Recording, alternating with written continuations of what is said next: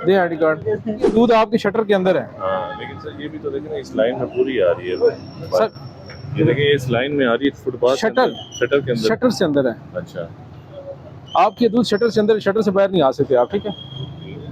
ये ID card shutter इसमें। चाचू ये आपकी है बर्फ, यहाँ रोड पे तो ना लगाए ना, ठीक है ना, इसको हटा लें यहाँ से, ठीक है। यहाँ दोबारा नहीं लगानी आपने, आप बुजुर्ग आदमी, आपको वार्निंग दे रहा हूँ, ठीक है ना, आइंदा ना लगाइएगा, ठीक है। देखिए आपकी वजह से तकलीफ होती है लोगों को, ठीक है ना। यहाँ मोटरसाइकिल पार्क हो सकते हैं, आपने यहाँ ठिया लगाया हुआ बर्फ का।